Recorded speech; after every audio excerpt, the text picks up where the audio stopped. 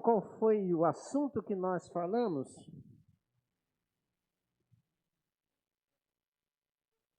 Testemunha. Gênesis, como a irmã Odete falou aqui, foi quarta-feira. É quarta-feira, né?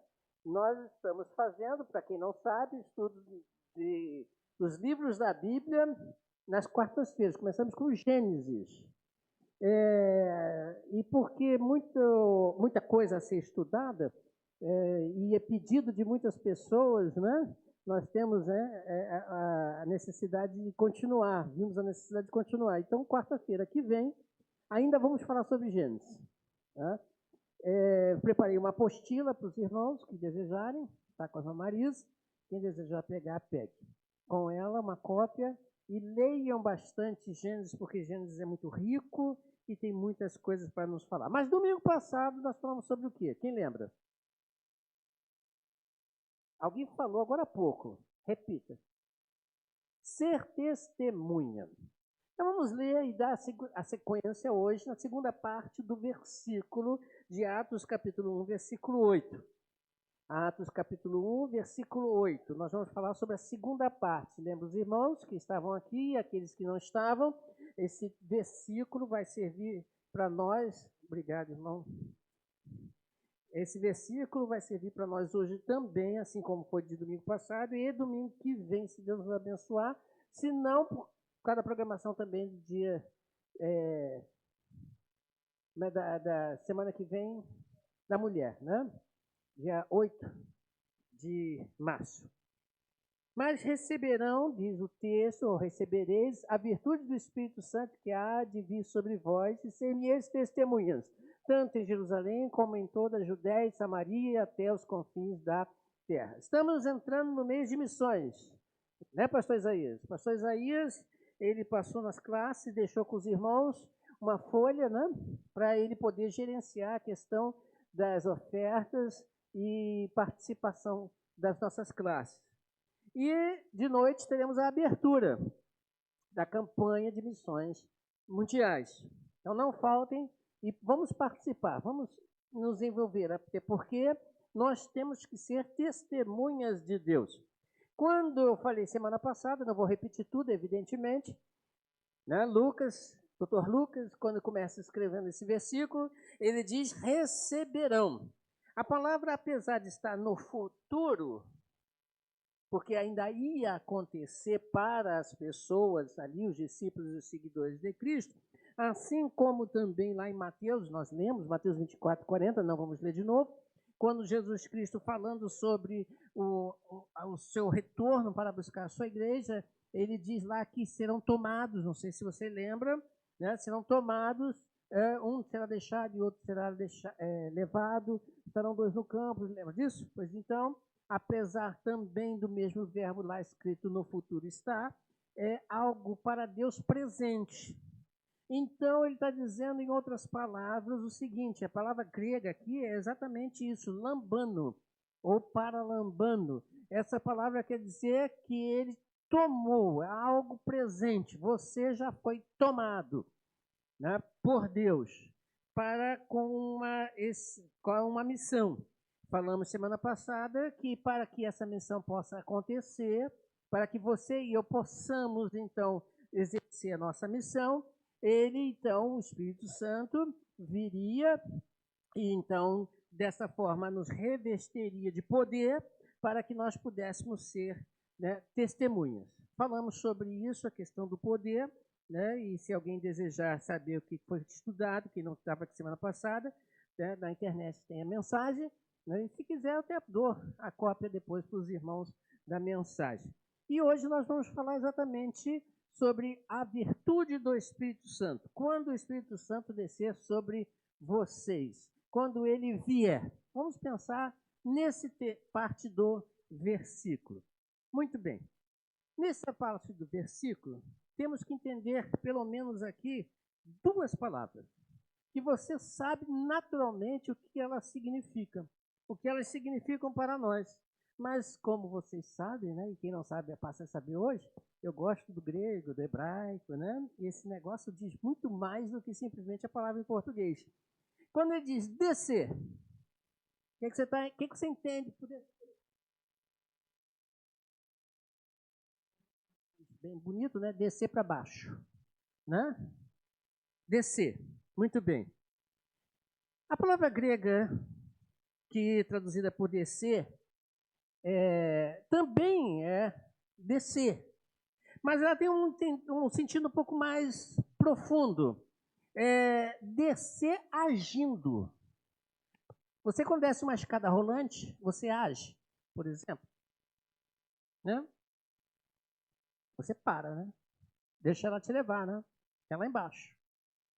Você fica parado. Né? E uns que são meio apressadinhos, né? Já vai mais rápido, né? Eu sou um desses, né? Eu gosto de ir mais rápido, né? Pois bem, é mais ou menos a ideia contrária de você parar numa escada rolante e descer. A ideia é descer agindo. Ok? Descer agindo. Então ele está agindo em você. E a outra palavra que ele diz é sobre vós. Sobre. Acima. Está sobre você. Mas só que o grego também vai além dessa expressão que está sobre. Ele está agindo sobre, mas comandando. Ele não está somente acima, igual o teto da gente aqui que está acima da gente, protegendo a gente do sol e da chuva. Não, ele está sobre a gente, mas agindo. Já que ele desceu agindo, comandando, direcionando. Em Lucas capítulo 24, versículo 49, é um texto também correlato a este que nós lemos, lá no Evangelho de Lucas. Lucas registra uma coisa interessante lá que ele não repete em Atos. Ele diz o seguinte lá em Lucas 24, 49, e eis que sobre vós envio a promessa do meu Pai. Ficai, porém, na cidade de Jerusalém, até que do alto sejais revestidos de poder. A palavra aqui, revestidos de poder, quer dizer, você vestiu alguma coisa. Ou foi vestido alguma coisa. Aquela lance do neném, né? Que a mamãe vai trocar a roupa do neném. O neném às vezes não gosta. Mas a mãe coloca, ou o pai, a roupa. Fralda, camisa, short, sandália, penteia o cabelo. Isso é que o Espírito Santo faz em nós. Você querendo ou não, ele está te vestindo. Você está sendo vestido por ele. Vestido do quê? Para quê? Como? Entenda, no Novo Testamento, vai aparecer os versículos, mas não vou ler todos eles não, senão vai ser muita coisa. No Novo Testamento você tem essa roupagem, o que ele te veste, como ele te veste, para que ele te veste. Acompanhe comigo. Primeiro ele te capacita. Lucas mesmo registra isso lá no capítulo 4, versículo 1 e 14. Veja que Jesus é levado ao deserto para ser tentado, e lá no deserto tentado, quem o leva é o Espírito Santo. Então, por que ele foi levado para o deserto para ser tentado? Alguém já fez essa pergunta? Jesus foi levado para o deserto. No versículo 14 você vai encontrar do porquê, além de ser tentado. No versículo 14 é dito que quando ele retorna, capítulo 4, versículo 14, quando ele retorna lá do deserto, a virtude do Espírito Santo, diz o texto, pega e faz o que com ele? O que o Espírito Santo faz com ele?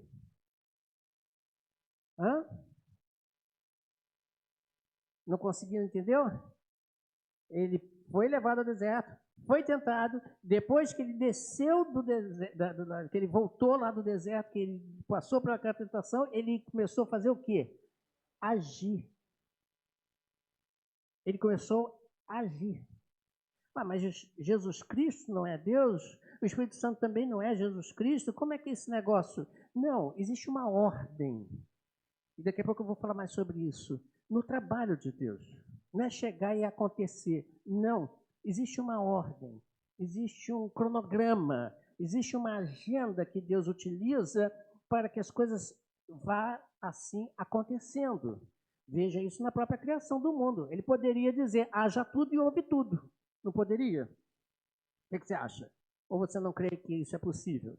Claro, é evidente. Mas segundo o próprio Gênesis, que nós estamos estudando, você vê Deus fazendo cada uma coisa num determinado período. Quanto tempo levou, pastor? Não sei.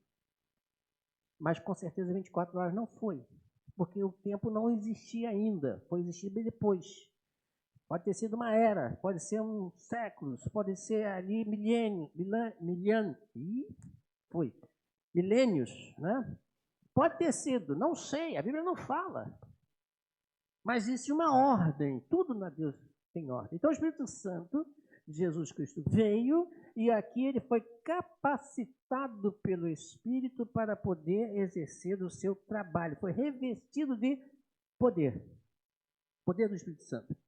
Guia, lá em capítulo 16 do Evangelho de João, versículo 13, é dito lá para você e para mim que o Espírito Santo tem como função também nos guiar. Percebe isso aí? O caminho que você trilha, muitas das vezes você escolhe por onde ir e onde não ir. Mas esses caminhos que você escolhe, diz a palavra de Deus, geralmente conduzem ao quê? Há caminhos que para o homem parecem ser. Não são.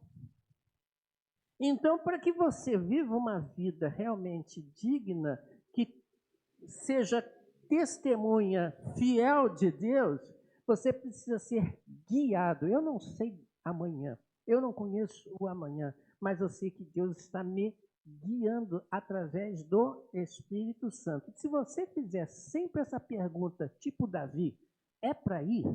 Não é para ir? É para comprar? Não é para comprar? É para fazer? Não é para fazer? Você vai se dar bem todo o tempo. Porque o Espírito Santo tem como função nos guiar. Mas guiar onde?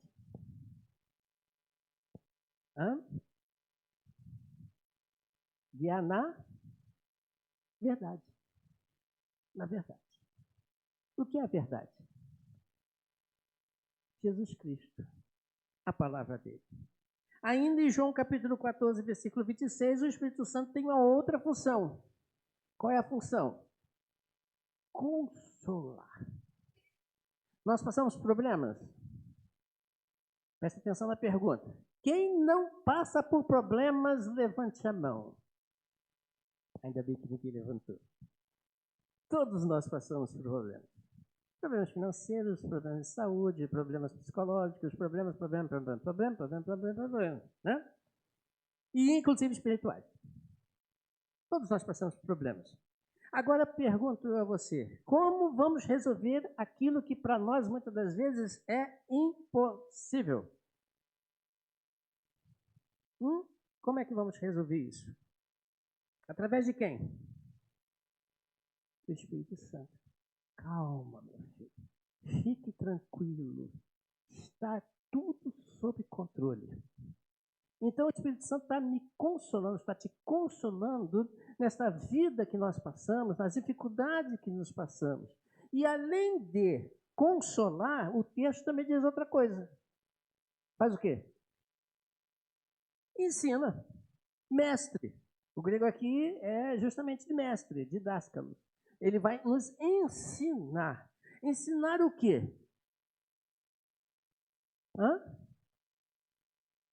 Ensinar tudo que Jesus Cristo disse.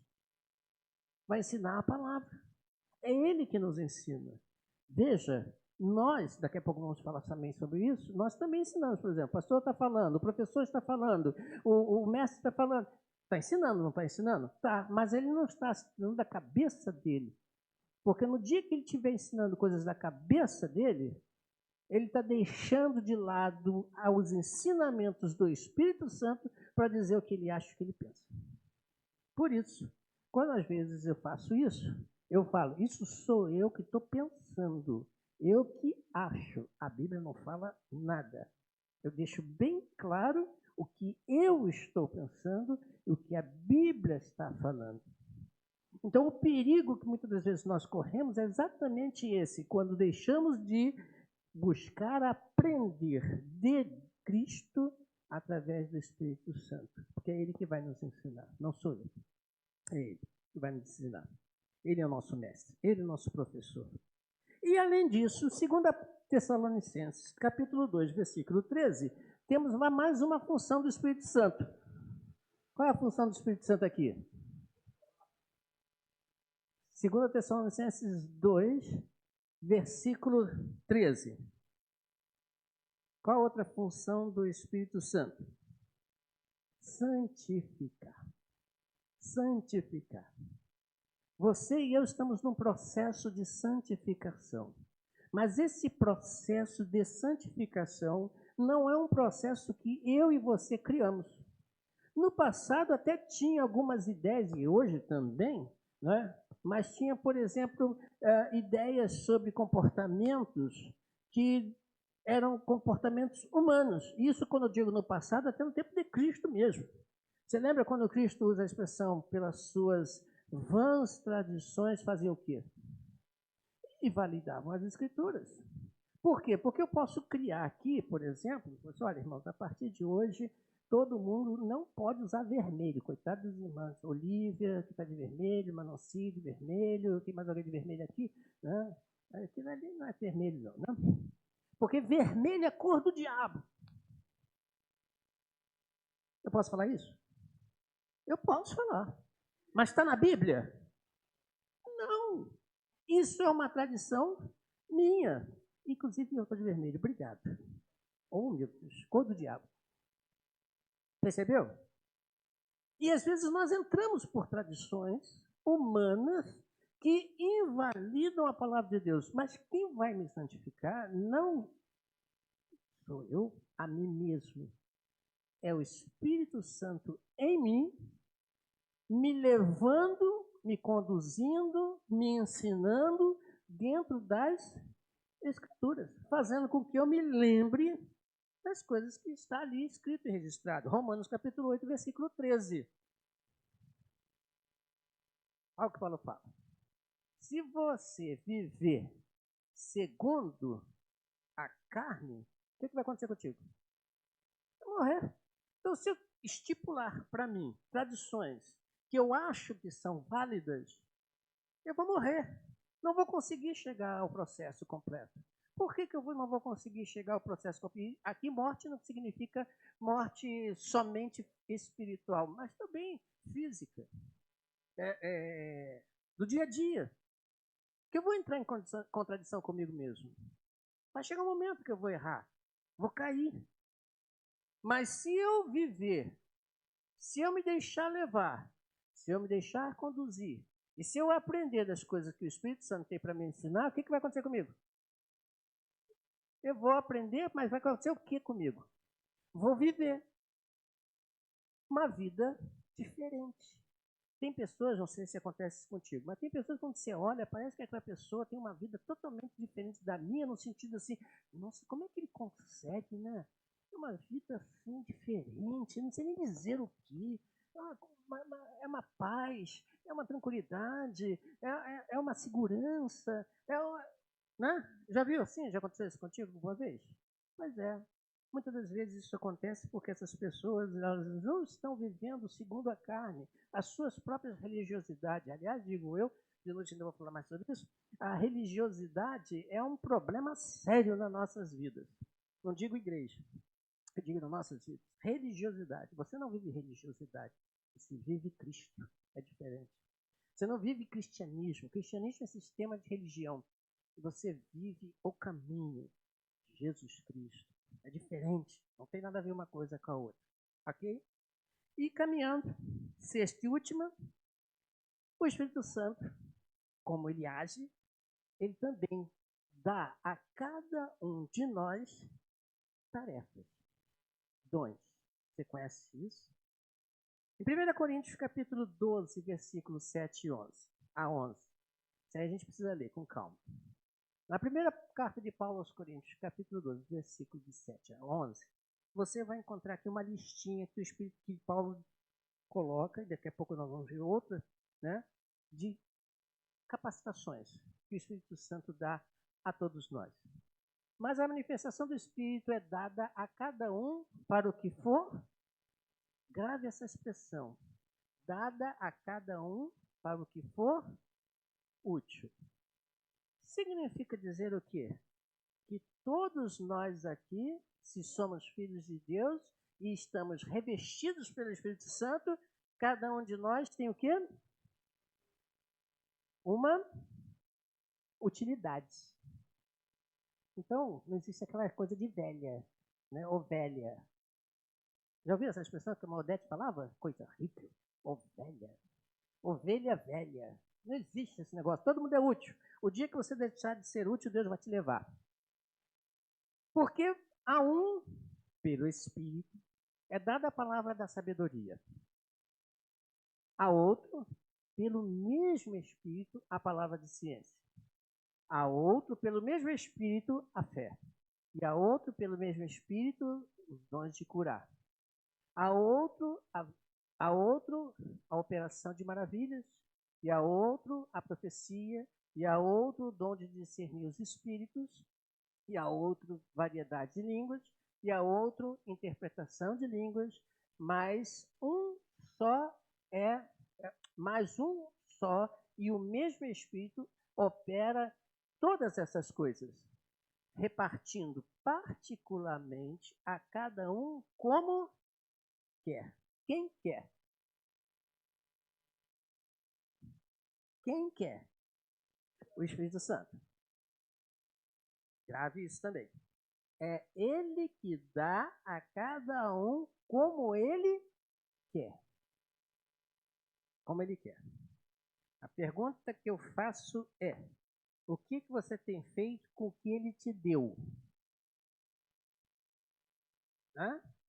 Vamos lá. Vamos ver o que a gente pode pensar sobre isso. Primeiro, esses dons, irmãos, esses dons são para servir um aos outros. Veja 1 Pedro 4,10. Você quer ser de boa testemunha? Muito bem. Seja útil a ele. E ele diz o seguinte: cada um administre aos outros o dom como bons dispenseiros da multiforme graça de Deus. Multiforme graça de Deus. Esse versículo diz uma coisa para a gente, irmãos. Quando ele diz administre, a palavra aqui, no grego, é diaconia. Você conhece essa palavra? Já ouviu em algum lugar essa palavra? Nossa igreja tem um grupo de pessoas que nós chamamos de diáconos. Só eles? Não. De maneira nenhuma. Cada um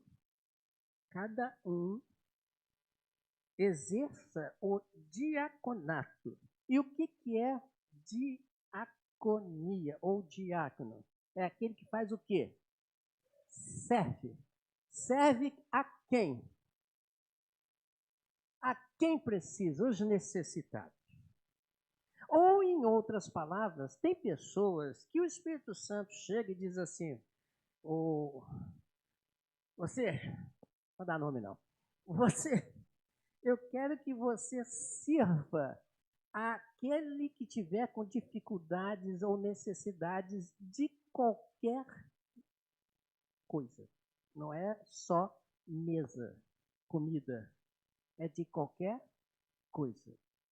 E essas pessoas têm prazer em servir. Por quê? Por que ela tem prazer? Porque não é ela por si só, é o Espírito Santo que a está capacitando para ela ser. E ainda diz, uns aos outros, né? Aos outros, como o quê? Como o dom, como o recebeu. Vamos antes dos dispenseiros. Cada um sirva com o dom que Deus lhe deu.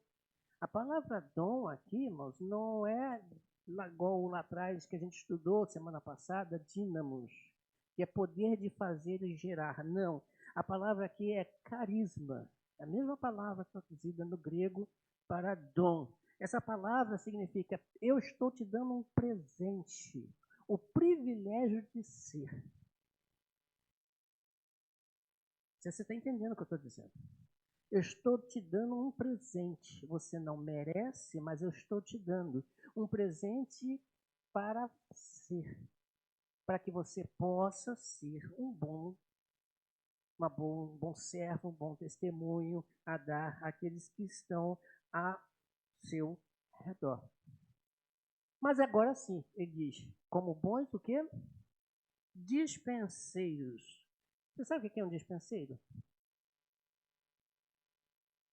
O que é um dispenseiro? Não é despenseiro não, tá? É dispenseiro. Hã? Despenseiro. Isso. Aquele que cuida da despensa, né? Os mantimentos. É aquele que cuida ali de distribuir os alimentos para as pessoas. Essa palavra no grego, vou eu para o grego de novo, vocês vão sair formados em grego um dia aqui, né? É aikonos. Aikonos. Essa palavra não quer dizer mordomo. Porque geralmente quem faz isso é o mordomo. É aquele que gerencia a casa, para ver se os seus donos estão com tudo que necessitam. Não, ele vai mais longe. Essa palavra quer dizer aquele que administra uma grande fazenda. Tem uma palavra para isso, eu esqueci agora qual é a palavra. Aquele que administra a fazenda. Esqueci qual é a palavra. Não sei, é capataz, não sei se é isso. É aquele camarada que acabou a comida do boi. Então vamos providenciar. Tem que levar os cavalos para galopar. Ainda vai. Tem que pagar os funcionários. Lá vai ele paga. Tem que não sei o quê. Eu esqueci qual é o nome desse camarada. Tipo José. Pronto, agora fica fácil. Tipo José. O camarada lá chega para José e fala assim, José, tudo está na tua mão, menos a minha família, minha mulher. O resto é tudo contigo. Você é o dispenseiro. Você é o administrador. Você é aquele que vai cuidar de tudo dentro dessa fazenda. Tudo está na tua mão. É isso aí. E depois, quando ele vai para ser lá auxiliar do faraó, segundo, né? O faraó chega para ele e fala assim, eu te dou tudo, menos o meu trono. Então, abaixo de mim, você. Você toma conta de tudo. Vai gerenciar esse Egito aqui para mim. Você é o chefe. É o cara agora. É essa a ideia.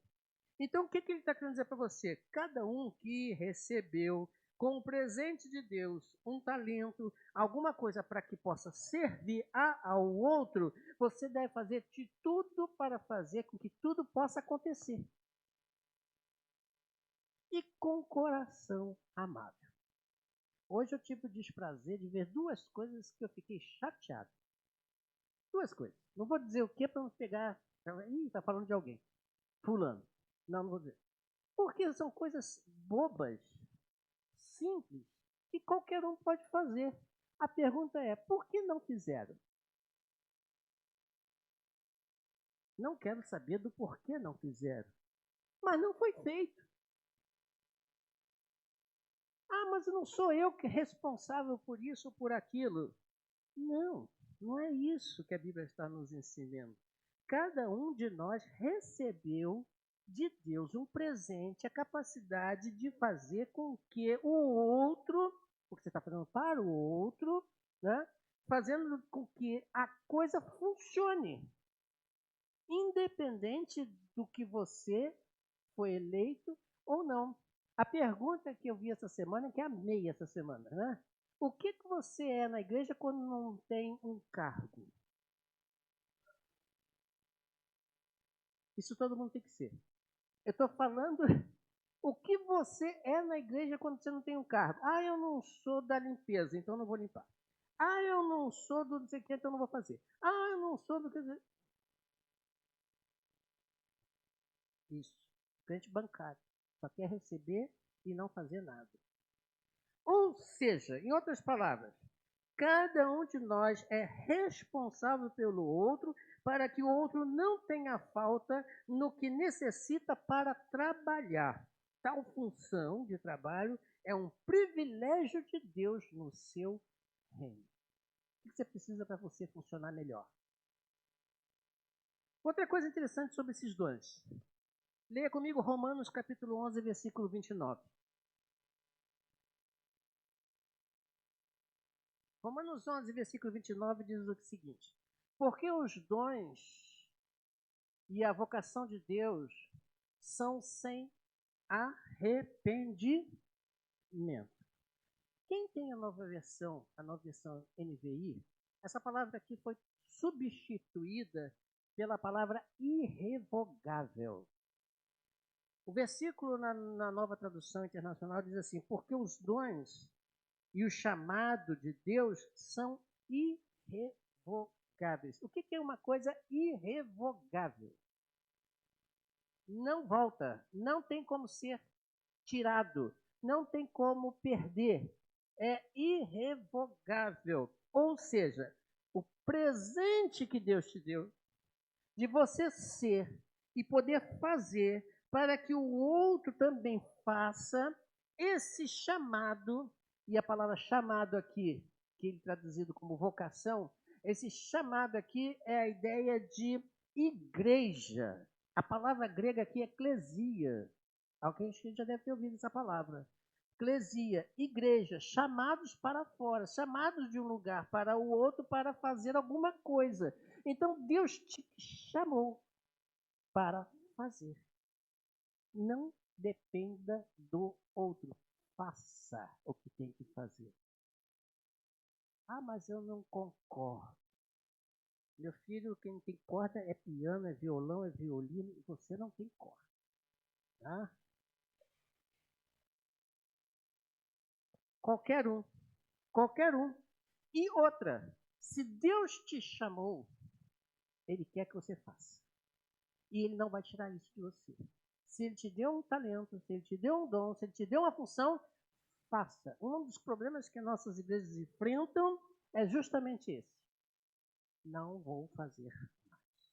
Eu também caio nessas pegadinhas também. Desde quando eu também não vou fazer mais. O Adriano que sabe disso, né? Até fala até pirracento. Não sou não. Quais são os dons, então? Vamos trabalhar eles rapidamente, caminhando para o final? Quais são os dons, então? Eu fiz uma lista baseada em Éfeso 4, 11 a 12 e 1 Coríntios 12 a 28. Não pedi para botar, porque realmente é texto grande. São dois textos muito grandes. Mas eu vou dizendo para os irmãos aqui. Olha só. Paulo, na sua carta aos Efésios, capítulo 4, versículo 11 e 12, ele diz que existem os seguintes dons: apóstolo, profeta, evangelista, pastores e mestres. Em 1 Coríntios capítulo 12, versículo 28, Paulo repete aos crentes de Corinto os seguintes dons: apóstolos, profetas, mestres, ele pula aqui evangelistas e pastores, e segue milagres, cura, ajuda, administração e línguas. Entenda cada um deles. Apóstolo. Apóstolo é aquele que recebe do mestre uma mensagem que tem por obrigação levar aos outros. Eu não sou apóstolo, porque eu não recebi do meu mestre. Eu recebi dos apóstolos. Passaram a mensagem para mim através das escrituras. Eu não sou apóstolo. E apóstolo foram só quantos? 12. Porque conviveram, foram chamados por ele pessoalmente, tiveram contato com ele durante um período de tempo, aprenderam dele, receberam a mensagem e agora ele diz: vá e anuncie essa mensagem a todos. Esses foram os apóstolos. Hoje não tem mais apóstolo? Não, não tem mais apóstolo. Esse dom acabou. Segundo, profetas. A palavra profeta no grego, que é profeté, é aquele que, inspirado por Deus, transmite a mensagem aos homens. Qualquer um que estiver transmitindo a mensagem de Deus para os homens é um profeta. Qualquer um que Deus chamar para isso. Terceiro, evangelistas. Evangelista, a palavra aqui no grego é evangelho, que você deve lembrar bem que é evangelho, é aquele que especificamente anuncia as boas novas. Existe o profeta, que é aquele que transmite, inspirado por Deus, as mensagens, e existe um específico, que é aquele que evangeliza. Eu já falei aqui e repito, né? Não canso de falar. A Diana, por exemplo, quando a gente chega num consultório, alguma coisa assim, né? Se eu der uma saidinha e for no banheiro ou beber água e voltar, na volta está quase fazendo apelo. Alguém aceita Jesus Cristo como Salvador? Ela tem esse negócio que eu fico olhando para ela. Puxa vida. Porque está sem graça. Né? Só falta fazer apelo. Tem pessoas que é assim. Deus chamou para isso. Ok? Pastores. Pastores, ou no grego, poimen, quer dizer aquele que gerencia, administra, coordena e conduz as ovelhas. Depois, mestres, ou didáscalos, como eu falei agora há pouco.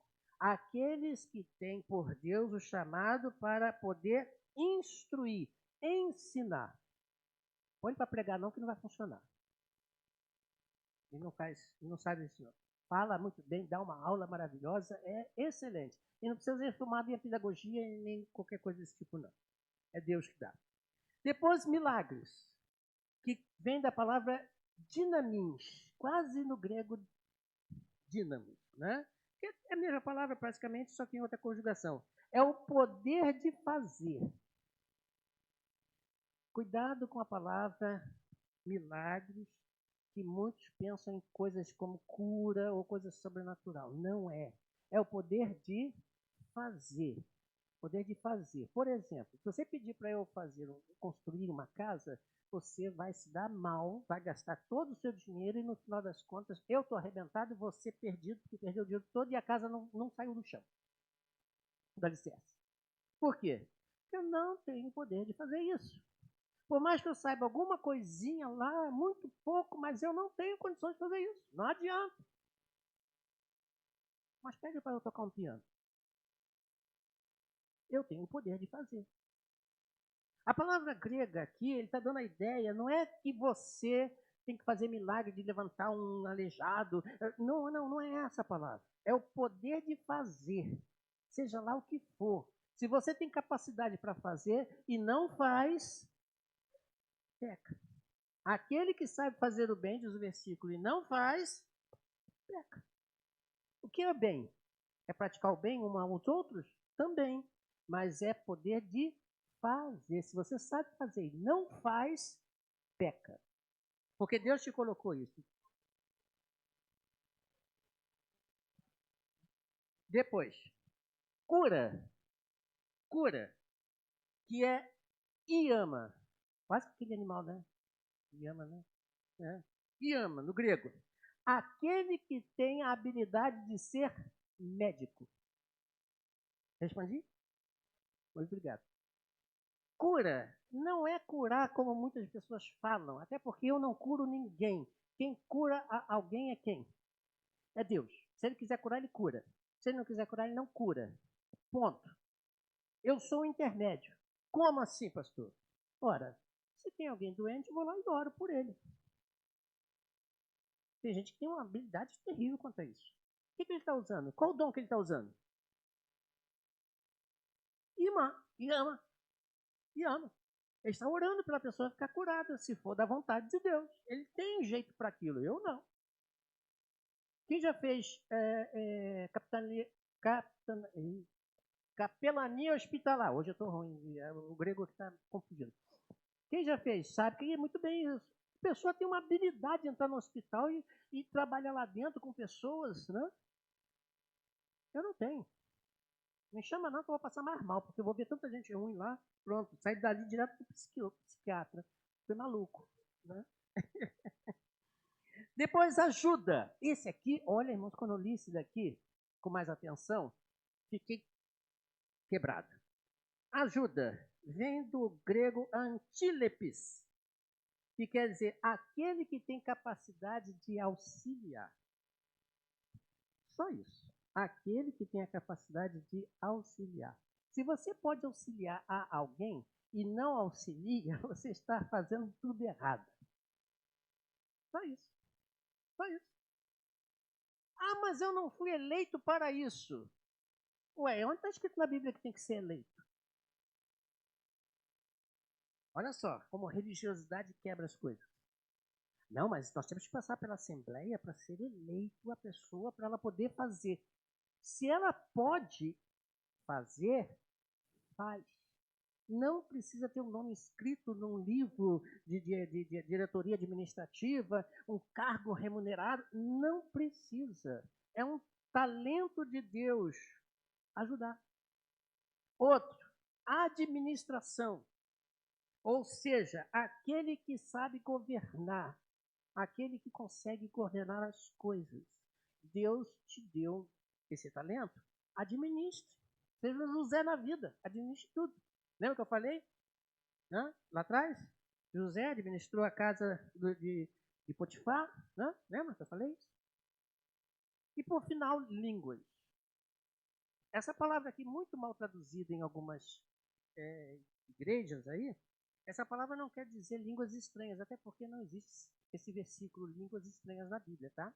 Não existe.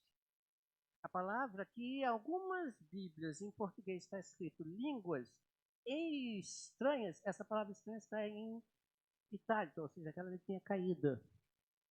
Porque ela não existe no grego. Essa palavra não existe no grego. O que existe no grego é glossos, quer dizer, palavra grega glosso quer dizer idioma. Línguas idiomáticas. Línguas tipo português, francês, alemão, chinês, japonês, coreano, russo, seja lá o que for mais. É isso aí.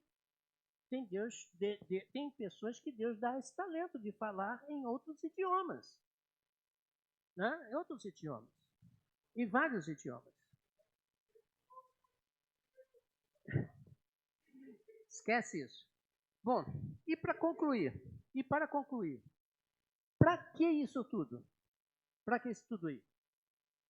1 Coríntios capítulo 14, 12, você lê comigo o seguinte, 1 Coríntios 14, 12. E assim, diz Paulo, por isso, já que vocês estão com tanta vontade de ter dons do Espírito, procurem acima de tudo ter os dons que fazem com que a igreja cresça espiritualmente. Qual é a função dos dons? Para que a igreja o quê? Cresça. Se você acha que a tua igreja não está crescendo, significa que você não está fazendo com que ela cresça. Não jogue a culpa para o pastor, para os diáconos, para os líderes, para os departamentos, não sei o quê, para o ministério. Não. Se você acha que a igreja não está crescendo, o culpado é você. Porque você não está fazendo o que tem que fazer no que Deus lhe deu, que é a capacitação do Espírito Santo. Você lembra que eu falei que o Espírito Santo está dirigindo, administrando, conduzindo? Você lembra que eu falei lá no início? Por que eu falei isso? Porque Cristo é o cabeça da... O Espírito Santo é Cristo, só que numa outra função. E ele como cabeça, e nós somos o quê? O corpo. Mais especificamente, você e eu somos cada um de nós o quê? Membros desse corpo. Se você vem para a igreja, e agora eu vou pegar pesado, e seja somente o que a irmã Fátima falou, bancário, vem não, tá? Não precisa vir não. Porque você não vai fazer nada com o que diz aqui. Não vai fazer nada. Não vai fazer. Deus te capacitou. Eu tenho certeza que todos aqui que têm Cristo no coração, que aceitaram Jesus Cristo, que foram tomados por Cristo, capacitados pelo Espírito Santo, tenho certeza que todos têm dons. Um ou mais. Um ou mais. E o cabeça manda. Quem é o cabeça? O pastor? Não. Cabeça é quem? Cristo. E o cabeça dá ordens. Nessas ordens, o corpo tem que reagir. Vou dar um exemplo simples. Você já deve ter pego alguma coisa muito quente e largado de repente. Não já aconteceu isso? Né? Quem mandou você largar?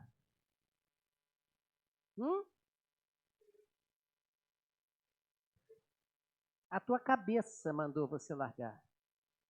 o cérebro. Rapidamente. Dudu, daqui a uns anos, está sabendo bom disso daí, né? Tá na área de medicina, vai saber muito bem isso. Quando você coloca a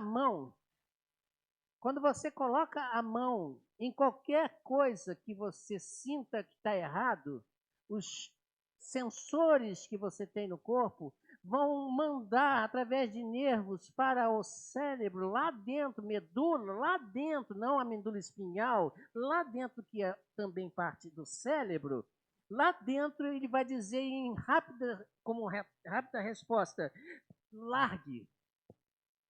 Nós temos nervos para isso. Nós temos nervos para isso. Lá dentro que você tem, lá dentro, chamado medula, não espinhal, mas é o início, está lá tudo junto. Mas o cérebro diz, largue. É o cabeça. Está aqui, ó, aqui em cima. E nós, como membros, temos que fazer. Se eu quero ir daqui a ali, eu tenho que ir andando. Muito bem. Então, o que eu tenho que fazer? O meu cérebro vai raciocinar, vou botar bem assim. Você tem que descer a escada, mexer esses pezinhos, um atrás do outro, até chegar lá. Pronto.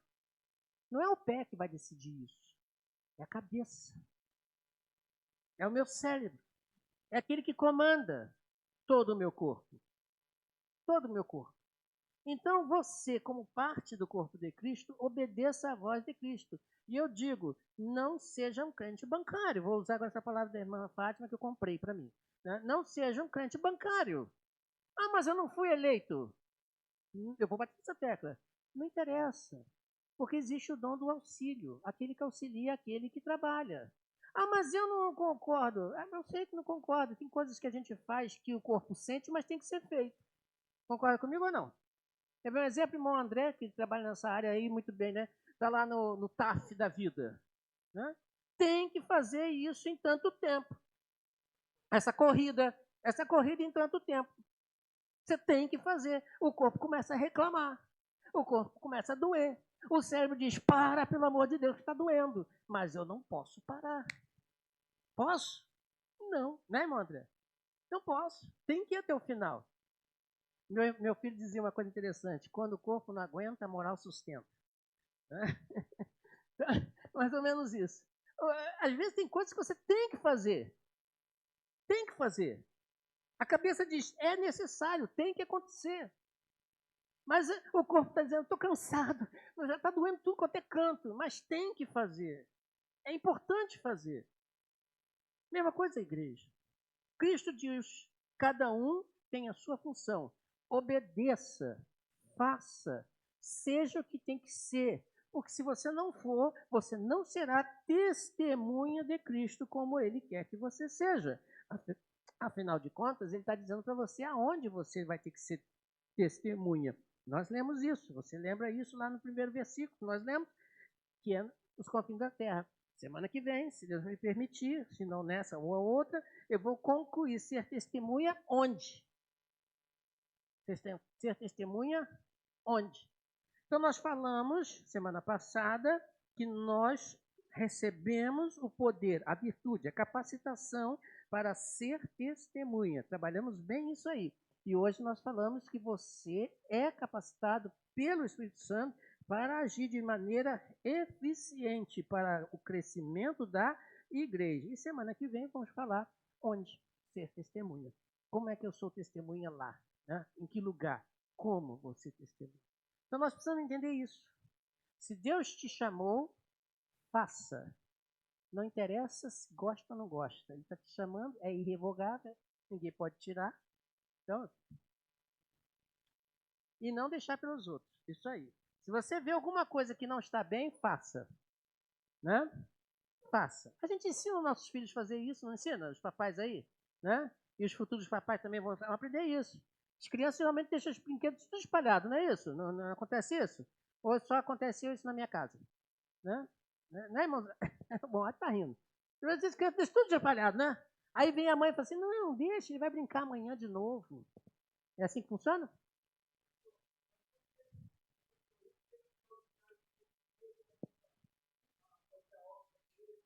Não é esse crente bancário. Fica tranquilo. Vamos ficar de pé, vamos orar? Depois tem música, irmão Watson?